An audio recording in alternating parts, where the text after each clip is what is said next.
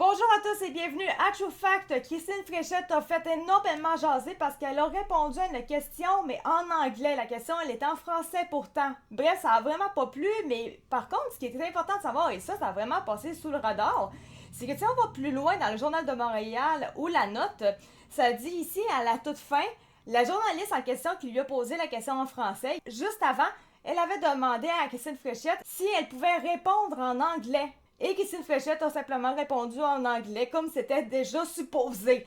Par contre, ce qui est important de savoir, c'est que ça peut arriver que Christine Fréchette va répondre en anglais à des questions. C'est ici, Christine Fréchette s'adresse toujours aux Québécois d'abord en français dans ses déclarations et répond ensuite aux questions des journalistes, qu'ils soient francophones ou anglophones. Et donc, dans des cas précis, elle fait également une déclaration en anglais. C'est une façon de rejoindre l'ensemble de la population québécoise dans un contexte où il est particulièrement important que l'information soit claire, accessible et cohérente pour tous.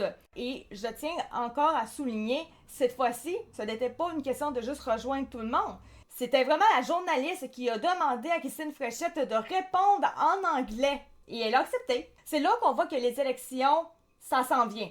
Donc voilà pour ce qui est de cette nouvelle-là. Merci beaucoup de m'avoir écouté. C'était Actu 4 de True Fact. On se retrouve pour une prochaine vidéo. Merci, ciao, bye.